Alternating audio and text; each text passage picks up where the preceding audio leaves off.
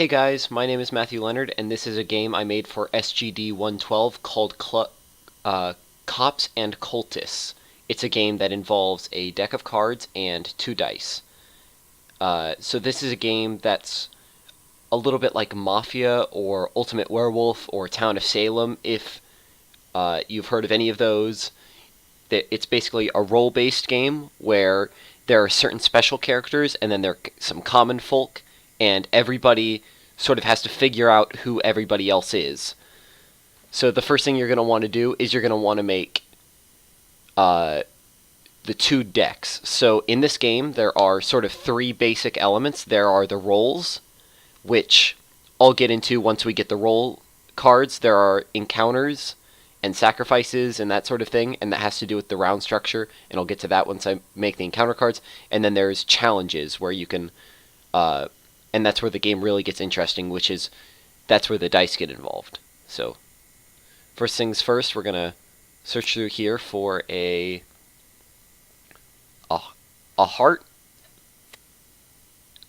a club, and just some spades. So there's a spade, there's a spade, and you need exactly 1 heart and 1 club for the roll cards. That's what we're making right now. We're making the roll cards. You need exactly 1 heart and 1 club, and then you need spades for however many other people, and it doesn't really matter what number they are. This whole game is based on suits. It doesn't matter what number it is. It's usually best to get face cards just so people remember, just in case people need to just sort of get confused about what card is what in their hand. You might want to use face cards, but here we can just use 3 spades for 3 common cultists, and a heart for the chosen one, and a club. So let's get into that a little bit more. So you are all the game is very thematic in that the game is sort of a cult trying to find sacrifices. So every cult obviously has its common members, just the people who are just trying to make sure their god is appeased, trying to make sure that there's a sacrifice every time and they don't make the god mad.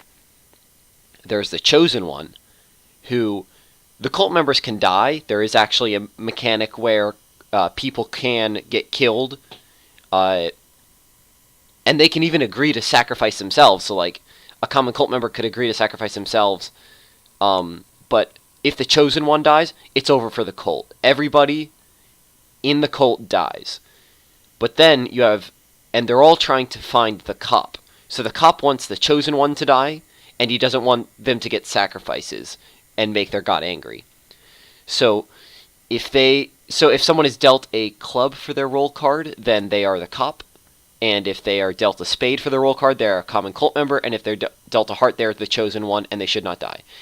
Obviously, if the cop dies, the cult wins because there's no one to usurp them. If the chosen one dies, the cop wins because the cult can't continue.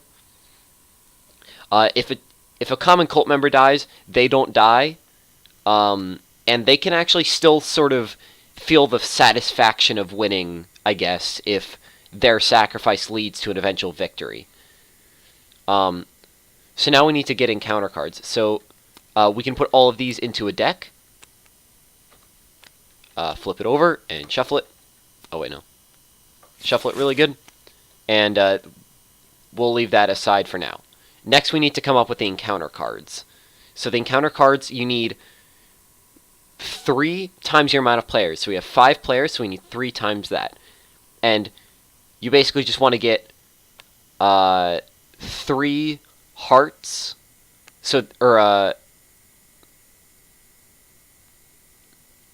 Yes, you want to get 3 hearts in the encounter cards deck.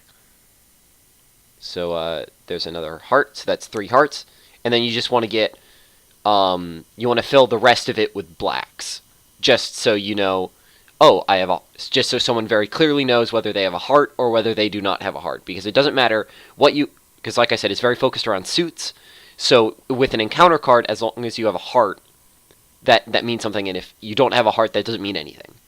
So we have 15 players, so we have 5 players, so we need 5 times 3, 15 cards in our encounter deck. 15 minus 3, we need 12 blacks. So 2, 3, 4, 5, 6, 6, 7, 8, 9, 10, 11, 12, 13. Yep, so 13 plus 3 hearts. So we now have our... Oh. Hold on.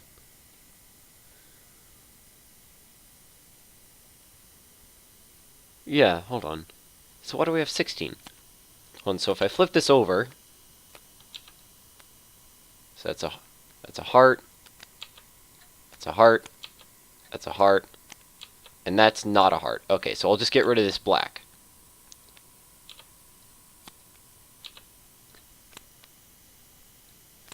Okay, so now we have 15 encounter cards, and we have our... I'm sorry. Oh, no, yeah. No, that's right. Yeah, 5. 5. There we go. So now we can actually just get rid of the rest of these cards because we won't need them for the rest of the game. Okay, so now we've got our 5 cards, roll cards. At the beginning of the game, you figure out who everybody is. So, deal to all.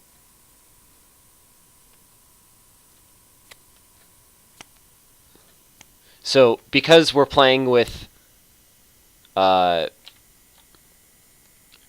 we're playing by ourselves just to show everybody what's going on, I don't actually have, you know, we're actually going to see who everybody is, just as an example. Okay, so now we can see that this player is the cop because he's got a club. This player is the chosen one, and us 3 are common folk cultists.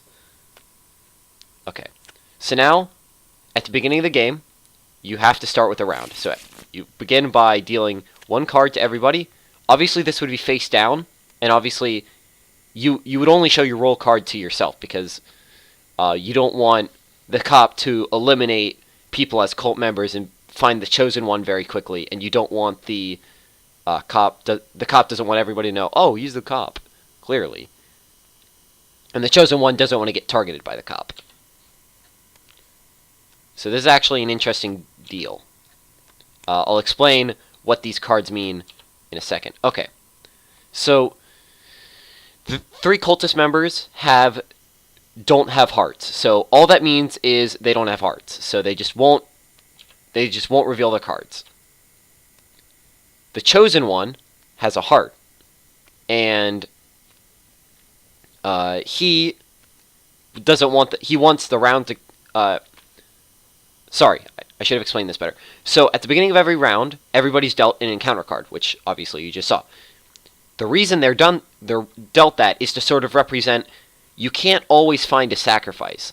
Notice how there were only 3 cards in a set of 15. Statistically, from a statistical standpoint, there's going to be 1 heart every round. But from a realistic standpoint, because there's only, and because of the sort of the inverse of the law of large numbers, that won't always happen. Sometimes you'll have situations where there's 2 hearts, like we see here, or there's no hearts.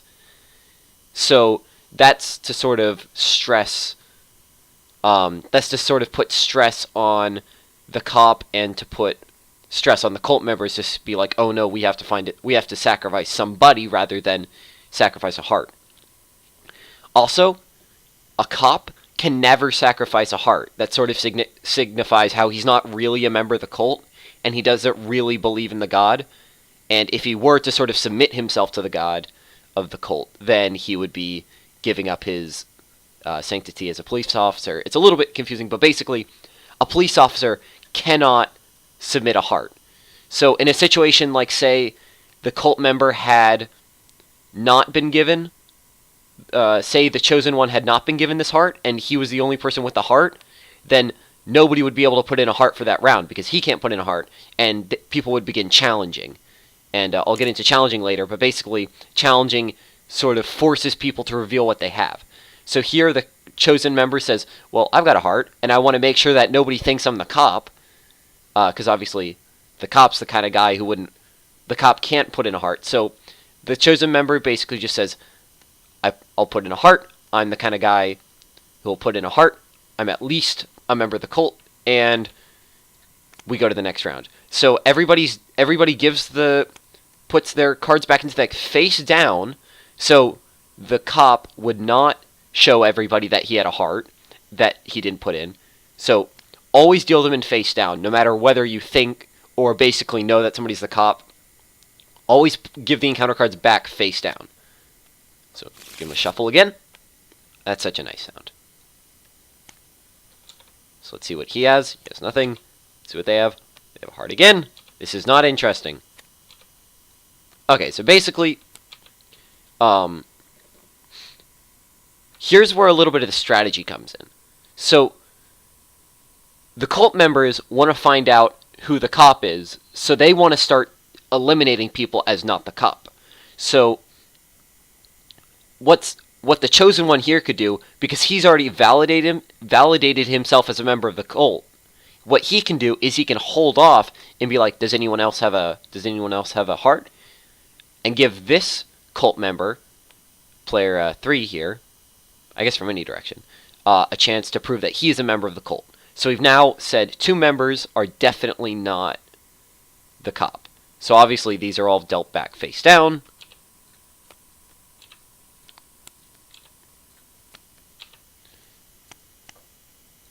And we give it a reshuffle.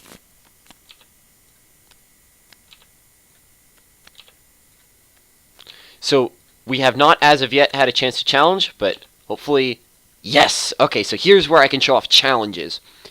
So not everybody can just immediately flip over their cards and be like, oh, well, I don't have a heart. You're not allowed to do that. You're not allowed to say, oh, I definitely don't have a heart, and flip that over. When I was playtesting with my family, they kind of misunderstood that a little bit, and they were like, well, I don't have a heart. Why are you challenging me? And you're not allowed to do that. You must trust the other players that there's not a heart. So now what happens is the cult members have to find a sacrifice. If they don't find a sacrifice, the cop wins. So the cult members have to start challenging each other. So these 2 players talk to each other a bit because they're both known cult members. They're clearly, they're chums, and they know they're both very devoted. These 3 players have not proven themselves yet. So what they say is, okay, well, I want you, these 2 come together and say, okay, I want you and you to challenge each other to challenge each other. So the cop's like, oh, well, okay, I'll challenge him. And guy's like, oh, no, I challenge you first. And, they fight over it, but eventually they determine that the cop challenged first. So each player's given a dice, and they roll it. So the cop rolls well, and the guy also... Let's make it interesting. Let's make it interesting, I said. Okay, well, that's kind of interesting. So, because the cop challenged the cop challenged this guy, it does matter who challenges who. Actually, no, it doesn't matter who challenges who. No, it does matter who challenges who. Because in this case where the cop loses, he doesn't actually have to reveal his card. Nobody has to reveal anybody's card. So what happens now is interesting because... Oh, wait, no. So now what would happen next is they still need to find a sacrifice. Neither of them are able to flip over their cards. Neither of these 2 characters who were involved in the challenge, neither of these 2 players who were involved in the challenge are allowed to flip over their cards. So play now goes to another... So they now do another challenge. So say player 7 over here gets kind of jumpy and he says, oh, I challenge player 2. Well, or player 3 over here. So everybody's then like, no. We want the known cult member to challenge the not known cult member because he could be the cop. He could be hiding a heart, and because like you saw here, because the cop rolled a little bit lower, but not quite lower than it. And there's a chart in the rules section that's It's not too difficult, but you kind of have to remember it. Because the cop challenged the guy, it doesn't matter who challenges, because if it's within a certain range, nothing happens. It's similar to a tie, because he was a little, he sort of faced down the challenge, but nothing really happened. He didn't sort of like overtly beat the cop and force him to reveal his hand. So now, what happens is this player challenges this player, and he says, "Oh, well, I challenge you." Now, everybody at the table knows that this guy's a cult member. They don't know this guy. This guy might be the cop, so they want to give this player an advantage. So what they can say is, "No, we heard this player challenged you," and that's allowed as long as the majority can agree. Which obviously these two players and the cop just to sort of fit in. Because he's not at stake. He knows these two are cult members, at least. One of them might even be the chosen one. But he knows these two are cult members. So he says, "Oh, well, yeah, I'll say the known cult member, because that's good for the cult, and I'm definitely a cult member, don't you see?" So he just chooses what's good for the cult, which is this guy challenging that guy. He's not actually at stake. And it's not actually better for the cult. He knows it's not better for the cult because he knows this guy's not the cop, but that's what everybody thinks. So, this player challenges that player. They both roll. Gosh darn interesting, non-interesting, decent rolls. Okay, so it's within 2. So, like I was saying, how if it's a little bit close is within 2. So, if it's a difference of 2, either way, really. But however, because the challenging player won, because remember, even though this player challenged that player first, everybody said no, he challenged you, and that was a majority vote. This player technically challenged that player for the purposes of the chart, if you want to go look at that. So this player rolled a 4, this player rolled a 2, so this player has to reveal his hand. He reveals that he had a 2, that he still may be the cop, however, they've now lost their opportunity to find a sacrifice. Because now, these two players and these two players have been involved in a challenge. You cannot be involved in 2 challenges per round. This is where it gets interesting. So, the cop, obviously, is a team of 1. If he dies, nobody else is there to save him. He can't get sacrificed. The chosen... or the cult, or the chosen one does not want to be sacrificed, because if he gets sacrificed, the entire cult loses. So it's in the cult's interest to not sacrifice the chosen one. This guy here, he's a proven cult member. These 2 players are not proven cult members. So they're actually, no suspicion has been thrown on 7 yet. So, what these 2 players agree upon is good for the cult is if one of these players gets sacrificed. So, because there's no hearts anywhere on the table, a person must be sacrificed for the cult to win. And that must be a unanimous decision.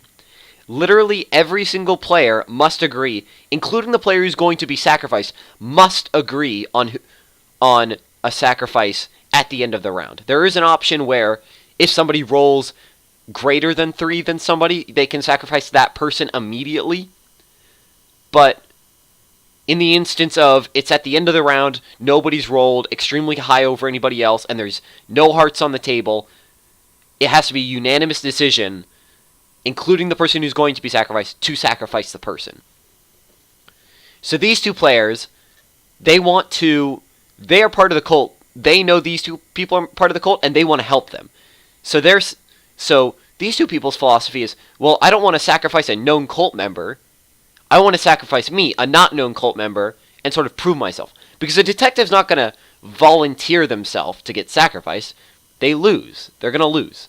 So, both of these, say, player 7 raises his hand and says, "Oh, I'll sacrifice myself." It's a good decision for the chosen one, because he's not getting sacrificed and the cult still goes on. It's a good choice for these 2 players because they get to stay in the game and the game goes on. It's a good decision for the cop because no blame is being thrown on him, and the game continues, so he still has a chance to. The game still continues, but if you were to say no, I think we should sacrifice 5, people would unanimously say, okay, we need to sacrifice 5. If you were to say we need to sacrifice a known cult member, people would be like, that's not in the interest of the cult, and then throw a little bit of suspicion onto him. So in order to throw no suspicion on him, he needs to publicly do what's best for the cult, which is to sacrifice player 7 here, who's volunteered. So player 7 reveals that he was a common cult member, and all the encounter cards get put back. And, oh, that was a cool little flip.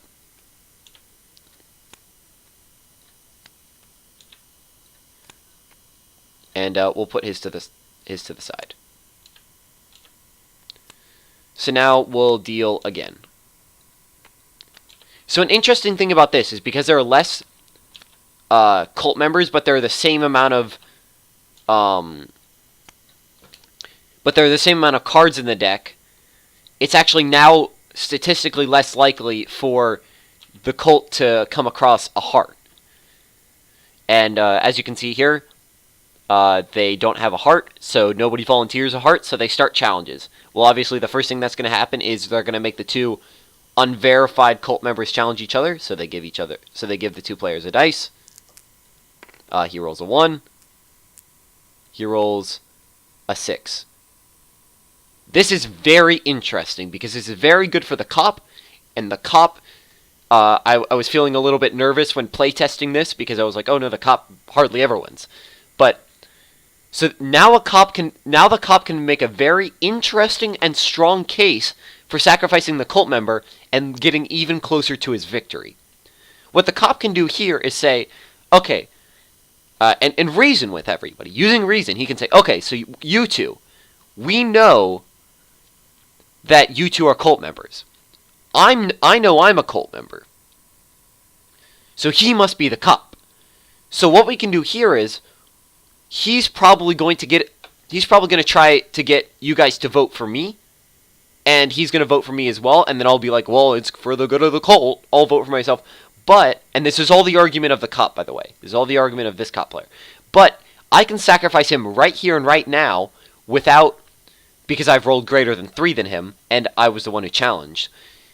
Well, no, actually it doesn't matter who challenged in the case of rolling over 3. So, I can sacrifice him right here and right now without his consent. So they're like, oh, yeah, let's do that. So the cop has now convinced them to sacrifice. Player 5 has to be sacrificed. He reveals, dun dun dun, that he was only a common cult member and not the cop. These 2 players now know that this player is the cop. But they can't do anything about it right now. They're very short-staffed. Oh, wait, no. I'm sorry. That was not correct. Yeah, 5 of spades. Get over here. You're gone. Not even part of the game anymore. However, that was a very interesting roll, and I do like that happened. So now there are 3 players left.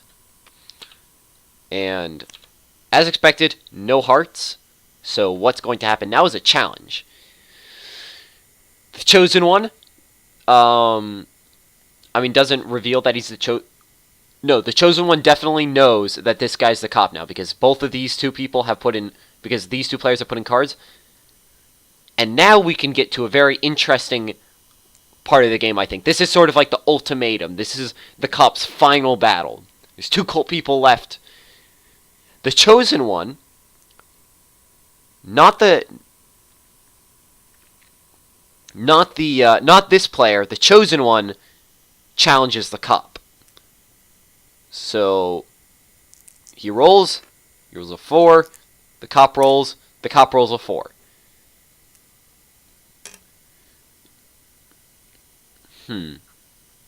So that's a stalemate. Huh.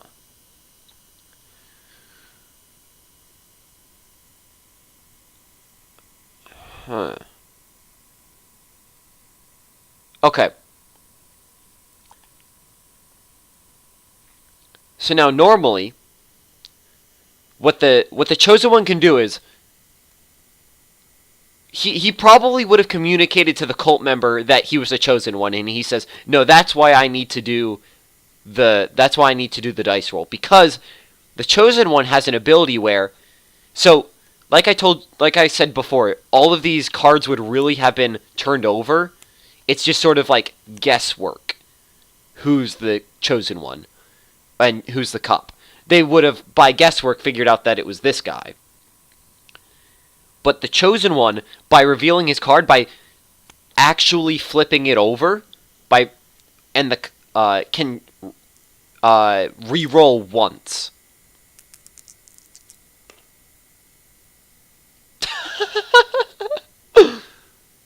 Okay, so it actually wouldn't have been smart, or it was really his only option, because in the case of a tie, neither of them go, and neither of these two players go, and so if this had actually been 4, then it would have been a tie. Gosh darn it, I just set that to 4. So if this had been a tie like this, then nothing would have happened, and they would have had to agree on a cult member to sacrifice. Actually, no, you know what? That's right. He will not reveal himself as the chosen one. So what'll happen is, they'll roll a 4. There'll be a stalemate, and normally he could re-roll, and he would know. Oh, so if they had tied at 2, say, the cult member could have revealed himself and then rolled again. However, it's very hard to beat a 4, so he won't reveal himself. You can't. It's literally impossible to get 3 over a 4 on a d6 or a 6-sided die. So what will happen is this guy will volunteer himself to get sacrificed, and the cop and the cultist will be like, yeah, that's probably for the best. So this guy will reveal that he was a common cult member. Dun, dun, dun. So now it's between these two.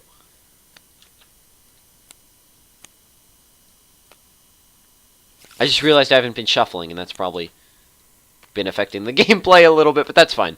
Okay, so we know this. We know this. They both roll. Da-da-da. Da-da-da. The final dice roll. Wait, hold on. That says 3. It's on the edge. We'll re-roll.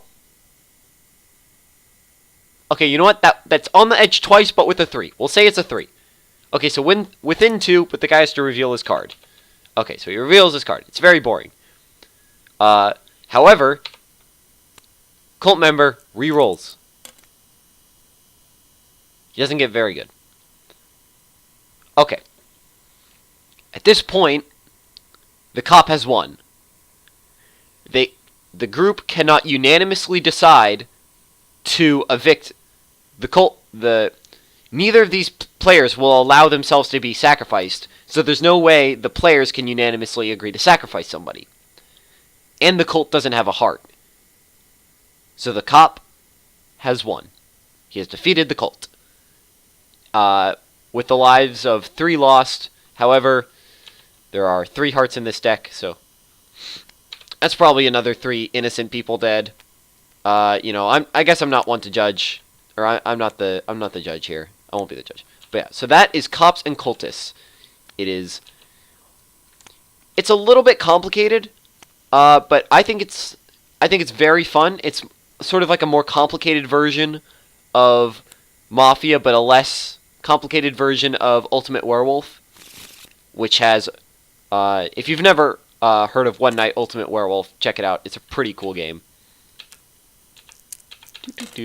Oh yeah, I also made this using Tabletop Simulator, or I'm using Tabletop Simulator for this.